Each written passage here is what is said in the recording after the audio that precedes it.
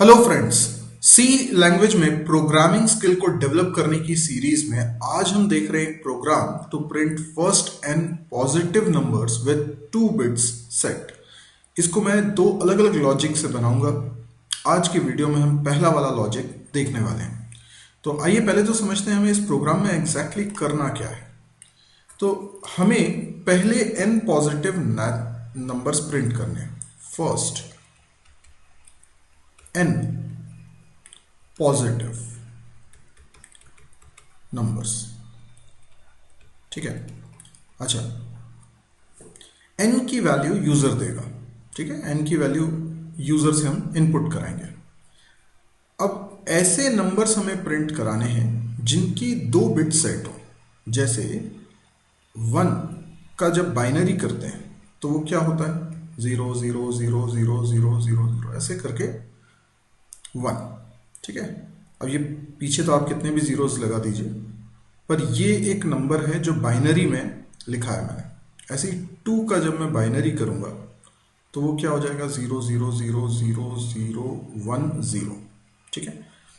3 का मैं बाइनरी करूंगा तो वो हो जाएगा 0 0 0 0 0 0 1 1। अब आप देखिए पहला वाला जो नंबर है 1, उसमें एक ही बिट है जो सेट है। बिट का सेट होना, बिट का सेट होना मतलब 1, सेट नहीं होना मतलब 0, नॉट सेट, ठीक है। तो एग्जैक्टली 2 बिट्स इसमें सेट होनी चाहिए। तो क्या पहले वाले नंबर में 2 बिट सेट है? नहीं, एक ही बिट सेट है। दूसरे वाले नंबर में देखिए कितने बिट सेट है, एक ही नंबर, एक ही बिट सेट है। पर तीसरे वाले नंबर में एग्जैक्टली 2 बिट सेट है। तो ये नंबर हमारे काम का है। 4 का बाइनरी करके देखते हैं, 0 0 0 0 0 1 0 0। तो ये भी हमारे काम का नहीं है क्योंकि इसमें एक ही बिट सेट है। 5 की बात करें तो 5 में 0 0 0 0 0 1 0 1, यस ये हमारे काम का है क्योंकि इसमें एग्जैक्टली 2 बिट सेट है। चलिए एक और एग्जांपल देखें। 6 का बाइनरी क्या होता है, 0 0 0 0 0 1 1 0, यस इसमें भी एग्जैक्टली 2 बिट सेट है, तो ये भी हमारे काम का है। अच्छा 7 को चेक करें। 7 का बाइनरी क्या होता है, 1 1 1, तो इसमें तो 3 बिट सेट है, तो ये हमारे काम का नहीं है। 8 की बात करें तो 8 का बाइनरी क्या होता है, 1, सॉरी ये 0 रहेगा, ये वाला 1, ठीक है। तो 1 0 0, तो ये भी हमारे काम का नहीं है क्योंकि इसमें एक ही बिट सेट है। 9 की बात करें, 0 0 0 0 1 0 0 1, यस तो ये हमारे काम का है, इसमें 2 बिट सेट। तो शुरुआत के वो नंबर जिनकी 2 बिट्स सेट हैं वो हुए 3 5 6 9, और भी आगे मिलेंगे। अब ऐसे कितने नंबर्स आपको प्रिंट कराने हैं, एन नंबर्स प्रिंट कराने हैं। अब यूजर बोलता है एन की वैल्यू 5, तो यानी आपको 5 नंबर्स प्रिंट कराने हैं, पर आपको प्रिंट शुरुआत से ही कराने हैं। यानी पॉजिटिव नंबर की शुरुआत होती है 1 से, तो 1 से ही स्टार्ट करना है आपको चेक करना। तो हमेशा आपको सबसे पहले तो 3 मिलेगा, फिर 5 मिलेगा, फिर 6 मिलेगा, फिर 9 मिलेगा। 9 के बाद 10 में भी 2 बिट्स ही एग्जैक्टली 1 होती हैं। 11 में ज़्यादा हो जाएगी, 11 का बाइनरी होता है 1 0 1 1, 3 बिट हो जाएंगी उसमें। तो 12 की बात करें तो यस 12 में 1 1 0 0 है, तो 12 हमारे काम का है। लेकिन हमारे 5 नंबर्स हमारे आ चुके हैं, इसलिए अगर एन की वैल्यू यूज़र ने 5 दी थी तो ये हमारा आंसर कंप्लीट हो चुका है। अब एन की वैल्यू कुछ ज़्यादा देता यूज़र, अगर एन की वैल्यू यूज़र ने दी होती 10, तो हमारा आउटपुट होता 3 5 6 9 10 12। 12 के बाद क्या होता, 13 तो नहीं होता, 14 भी नहीं होता, 15 भी नहीं होता, 16 भी नहीं होता, लेकिन 17 होता, 18 भी होता है। इस तरीके से 10 नंबर्स हमको देखने पड़ेंगे। 18 का बाइनरी क्या हुआ, 2 बिट इसमें 1 हुई। 19 का बाइनरी ज़्यादा हो जाएगा, 19 के बाद 20 को चेक करेंगे तो यस 20 में 2 बिट ही 1 है। 20 के बाद क्या होगा, 21 नहीं हो पाएगा, 22 नहीं हो पाएगा, 23 नहीं हो पाएगा, बट 24 हो जाएगा। तो यस 24 कितने हो गए? 1 2 3 4 5 6 7 8 9 10। यस, तो ये 10 वो नंबर्स हो गए जिनमें 2 बिट्स एग्जैक्टली 1। अब इसको करने का लॉजिक हम लोगों को समझना है कि कैसे हम इसको करेंगे। तो आइए मैं प्रोग्राम बना के बताता हूँ आपको। सबसे पहले तो हमें बेसिकली करना क्या है कि यूजर से n की वैल्यू एंटर करवानी है। तो हम एक वेरिएबल n ले लेते हैं, अभी और भी वेरिएबल्स की जरूरत पड़ेगी।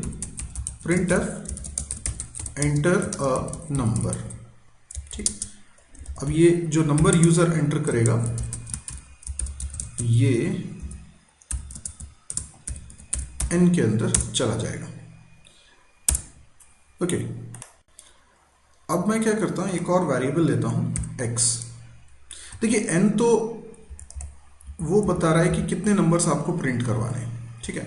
लेकिन जिस नंबर को आपको चेक करना है कि क्या वो नंबर में 2 बिट सेट है, उसको मैं x से डिनोट कर रहा हूं। तो हम जानते हैं कि शुरुआत में 1 और 2 में तो एक एक बिट ही सेट होती है। तो सबसे छोटा नंबर, सबसे छोटा पॉजिटिव नंबर जिसमें एग्जैक्टली 2 बिट सेट है वो 3 है। तो मैं x की वैल्यू 3 से इनिशियलाइज कर देता हूं। ये मैंने 3 से इनिशियलाइज कर दिया, यानी मैं 3 को सबसे पहले चेक करूंगा क्या 3 में 2 बिट सेट है एग्जैक्टली, तो फिर मैं उसको प्रिंट करा दूंगा।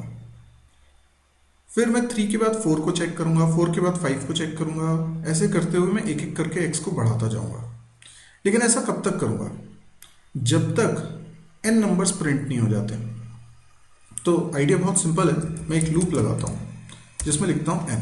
आप जानते हैं कि वाइल की कंडीशन में अगर मैंने सिर्फ n लिखा हुआ है तो ये ट्रू कब होगा और फॉल्स कब होगा? सी लैंग्वेज में every non zero value is true. तो n की वैल्यू अगर जीरो के अलावा कुछ भी है तो ये ट्रू रहेगा, और जीरो आ जाएगी तो एग्जैक्टली ये फॉल्स हो जाएगा। तो फिलहाल n की वैल्यू, मान लीजिए यूजर ने वैल्यू एंटर करी है 5, तो n की वैल्यू क्या है 5, यानी मुझे 5 नंबर्स प्रिंट कराने हैं। तो अच्छा, लेकिन 5 नंबर्स कौन से प्रिंट कराने? जिसमें 2 बिट सेट हो। तो इस लूप के अंदर मैं n को डिक्रीमेंट करता जाऊंगा। लेकिन n को कब डिक्रीमेंट करूंगा? n को तभी डिक्रीमेंट करूंगा जब मुझे वो नंबर मिल जाएगा जिसमें 2 बिट सेट हैं और उसको मैं प्रिंट कराता हूं। तो जैसे ही मैंने उस नंबर को प्रिंट करा दिया, मान लीजिए वो नंबर, क्योंकि हम x के बारे में चेक कर रहे हैं तो हम क्या करेंगे, हम प्रिंट करा देंगे x की वैल्यू। देखिए सबसे पहले x में 3 है। इस लूप की बॉडी के अंदर आते हैं, यहां मैं कुछ कोड लिखूंगा, और अगर x में 2 बिट सेट होंगी तो मैं x की वैल्यू को प्रिंट कराऊंगा और n को डिक्रीमेंट कर दूंगा। यानी इससे क्या होगा कि n की वैल्यू 1 कम हो गई। मतलब मुझे टोटल n नंबर्स प्रिंट कराने थे, 1 मैंने करा दिया, तो n की वैल्यू को अब कम कर दो कि बचे हुए अब n-1 नंबर्स और प्रिंट कराने, ठीक है ना। लेकिन अब मुझे ये चेक करना है कि ये जो x में वैल्यू है इसमें 2 बिट सेट हैं या नहीं है। तो इसके लिए पहले तो मैं एक y नाम का वेरिएबल बनाता हूं। कारण क्या है, मैं y के अंदर x की वैल्यू रखने वाला हूं। इससे क्या होगा, अगर मैं y में चेंजेस करता हूं तो कोई दिक्कत नहीं होगी, x में तो वो नंबर बना ही रहेगा। देखिए जैसे सबसे पहले मैं 3 को चेक करूंगा, तो x की वैल्यू क्या है 3। अब मुझे x पे कुछ ऑपरेशंस परफॉर्म करने पड़ेंगे जिससे मुझे ये पता चले कि उसमें कितने बिट सेट हैं एग्जैक्टली। अगर 2 बिट सेट हैं तो वो मेरे काम का है। पर ये पता करने के लिए कि x में रखे नंबर में कितनी बिट सेट हैं, मुझे x पे कुछ ऑपरेशंस परफॉर्म करने पड़ेंगे, और इसके कारण x की वैल्यू चेंज हो जाएगी। तो फिर ये लूप के अगले इटरेशन में x की नेक्स्ट वैल्यू के लिए मैं कैसे चलाऊंगा, क्योंकि x की वैल्यू अगर सबसे पहले 3 है तो ये लूप अगली बार 4 के लिए चलना चाहिए, फिर 5 के लिए चलना चाहिए। तो x की वैल्यू एक एक करके इंक्रीमेंट होनी चाहिए।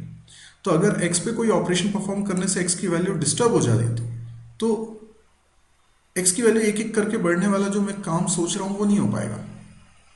तो बजाय इसके कि मैं x के अंदर रखी वैल्यू को डिस्टर्ब करूं, मैं x की वैल्यू y में कॉपी कर देता हूं, और y में जो चाहे आप चेंजेस कर दीजिए।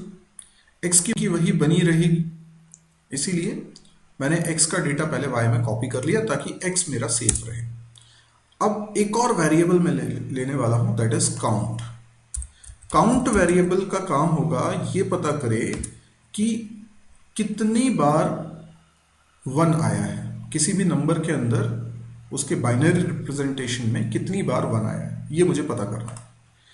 तो काउंट की वैल्यू मैं 0 से इनिशियलाइज करता हूं। देखिए ये 0 से इनिशियलाइज मैंने ऊपर क्यों नहीं करा, यहां क्यों करा, क्योंकि हर इटरेशन में, हर बार जब इस वाइल लूप के अंदर आता हूं तो मैं एक नए नंबर को चेक करता हूं कि उसमें कितने 1 है। तो मुझे काउंट को फिर से 0 करना पड़ेगा ताकि मैं फिर से गिनती स्टार्ट कर सकूं, क्योंकि हर नंबर में मुझे अलग से काउंट करना है। ओके, अब काउंटिंग कैसे होगी, तो इसके अंदर एक और लूप लगाता हूं। y में वो नंबर रखा हुआ है जिसको मुझे चेक करना है, क्योंकि x का डेटा मैंने y में ले लिया है, तो y में वो नंबर है जिसको मुझे चेक करना है कि उसमें कितने बिट्स 1 है। तो मैं एक लूप लगा रहा हूं, y टाइम्स तक चलेगा। अब y की वैल्यू भी अभी नॉन जीरो है तो ये ट्रू रहेगा, और y की वैल्यू जब 0 हो जाएगी तो ये फॉल्स हो जाएगा। तो अभी ये वाइल की बॉडी में मैंने लिखा इफ। देखिए y को अगर मैं डिवाइड करता हूं 2 से और रिमाइंडर आ जाता है 1, तो इसका मतलब है कि उसके बाइनरी में एक 1 आ रहा है, तो काउंट को इंक्रीमेंट कर दूंगा।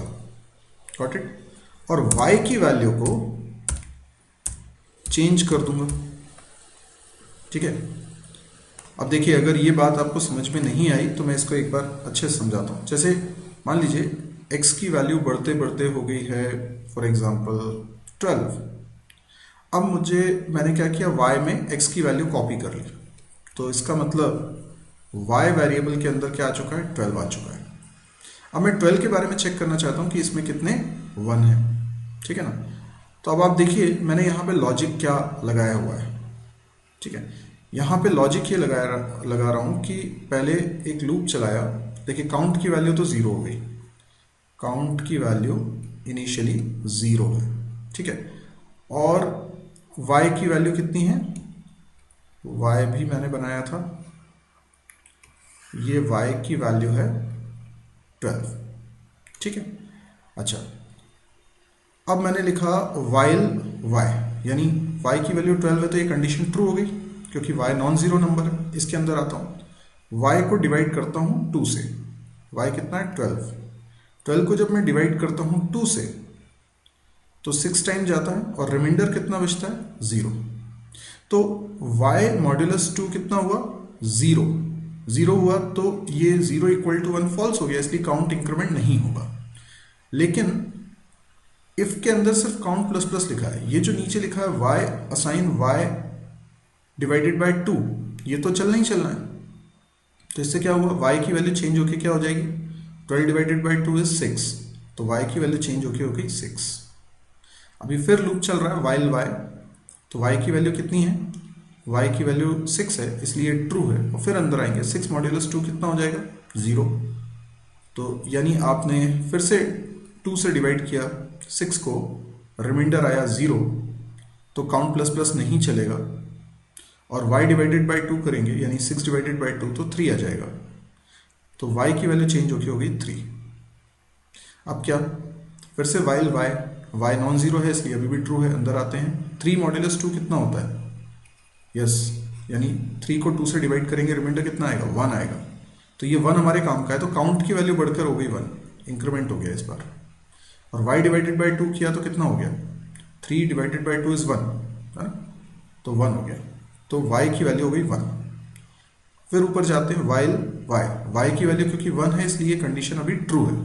अंदर आते हैं, 1 मॉड्यूलस 2 कितना होता है, 1 मॉड्यूलस 2 1 ही होता है, तो इसका मतलब ये कंडीशन फिर से ट्रू हुई और काउंट की वैल्यू बढ़कर हो गई 2।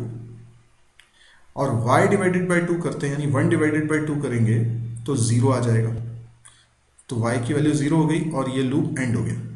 तो y में वैल्यू 0 होने का मतलब सारे बिट्स आपने देख लिए। अब आप देखो काउंट की वैल्यू कितनी हो चुकी है, 2 हो चुकी है, जो इस बात को बता रहा है कि टोटल 2 बार 1 मिला है, एग्जैक्टली 2 बार 1 मिला है। तो हमें क्या करना है, अगर 2 बार 1 मिला है यानी इफ काउंट इक्वल्स टू 2, अगर 2 बार 1 मिला है तो सबसे पहला काम तो ये करो कि प्रिंट करा दो x की वैल्यू को, क्योंकि ये हमारे लिए वो नंबर है जिसमें 2 बिट्स 1 है, और फिर n को डिक्रीमेंट कर दो। ठीक है, इतना आपने किया तब जब काउंट की वैल्यू 2 है, यानी एग्जैक्टली 2 बिट्स आ रही हैं, तो आपने नंबर को प्रिंट भी करा दिया और n की वैल्यू घटा दी, क्योंकि टोटल जितने नंबर्स आपको प्रिंट कराने थे उसमें से एक आपने करा दिया, तो अब बचे हुए n-1 है। और फिर x को भी बढ़ा दीजिए ताकि अगले इटरेशन में ये अगले नंबर को चेक करे कि क्या वो 2 बिट उसमें एग्जैक्टली 1 है क्या, है ना। तो x की वैल्यू को 3 को चेक किया, फिर अगली बार 4 को चेक करेंगे, 5 को चेक करेंगे, 6 को चेक करेंगे, ऐसे करके चलेगा। अब ये हमारा प्रोग्राम बन चुका है, 100% बन चुका है, सिर्फ रन करके टेस्ट करके देखना है। तो मैं इसको रन कर रहा हूँ, ये मैंने रन किया। सबसे पहले मैं इसमें लिखता हूँ कि मुझे कितने नंबर्स प्रिंट करवाने, मैंने कहा 10 नंबर्स प्रिंट कराने। तो देखिए 10 नंबर्स प्रिंट हो रहे हैं, 3, 5, 6, 9, 10, 12, 17, 18, 20, 24। तो यही तो हमने अभी चेक भी किया था कि हाँ भाई 10 नंबर यही वाले प्रिंट होने चाहिए, और एग्जैक्टली प्रिंट हो रहे हैं। आप चाहें तो इससे भी बड़ी वैल्यू एंटर कर सकते हैं। आपने बोला कि मुझे पहले 20 नंबर्स बताओ जिसमें 2 बिट्स एग्जैक्टली 1 होती है, तो ये वो सारे नंबर्स हुए। तो ये मैंने एक पर्टिकुलर लॉजिक से इस प्रोग्राम को बनाया है, और डेफिनेटली आगे मैं दूसरे लॉजिक से भी सेम प्रोग्राम को बना के बताने वाला हूँ। अब यदि ये वीडियो आपको पसंद आया है तो आप इसे लाइक कर सकते हैं। यदि आपको इस तरह के और वीडियोस देखने में इंटरेस्ट है तो आप इस चैनल को ज़रूर सब्सक्राइब करिए, ताकि जब भी कोई नया वीडियो पब्लिश करूं तो उसका नोटिफिकेशन आपके पास आ जाए। इसके अलावा आप मेरी वेबसाइट को विजिट करना ना भूलें। मेरी वेबसाइट है www.mysurgy.com। इस वेबसाइट पे आपको C, C++, जावा, PHP, MySQL, data structure, DBMS जैसे कई सारे कोर्सेज मिलेंगे, और उनके वीडियो लेक्चर्स के थ्रू आप पूरा कोर्स कर सकते हो, और ये सारे के सारे वीडियोस फ्री ऑफ कॉस्ट है। डेली इस साइट पे मैं एक नया वीडियो पब्लिश करता हूँ। यूट्यूब के अलग अलग चैनल्स हैं मेरे, उन पर मैंने इन वीडियोस को रखा हुआ है। तो हो सकता है आप एक पर्टिकुलर चैनल देख रहे हैं और बाकी आपको नहीं पता हो, तो इस वेबसाइट पे आइए, आपको सब पता चल जाएगा। प्रोग्रामिंग एक्सरसाइज भी मिलेगी ताकि आपको प्रैक्टिस क्वेश्चंस मिले और उनके सॉल्यूशंस भी आपको मिलते हैं। इसके अलावा आपको कैंपस प्रिपरेशन से रिलेटेड भी बहुत सारा स्टफ मिलता है, like objective question, interview question वगैरह। ये सारा का सारा कंटेंट मैं फ्री में प्रोवाइड कर रहा हूँ, हिंदी में प्रोवाइड कर रहा हूँ, डेली प्रोवाइड कर रहा हूँ। तो यदि आपको लगे कि ये वेबसाइट बहुत काम की है, और ख़ासतौर पे उन लोगों को बहुत काम आ सकती है जिन लोगों को हिंदी में कंटेंट की ज़रूरत थी, तो आप प्लीज़ इसको शेयर ज़रूर करें, ज़्यादा से ज़्यादा शेयर करें, ताकि लोगों को इसके बारे में पता चले। आप सिर्फ इतना करना है कि अपने फेसबुक वॉल पे वेबसाइट के लिंक को पोस्ट कर दीजिए, या फिर आप व्हाट्सएप ग्रुप में बता दीजिए, या मौखिक रूप से अपने दोस्तों को बताइए, ताकि ज़्यादा से ज़्यादा लोग इसको देखें। Thank you.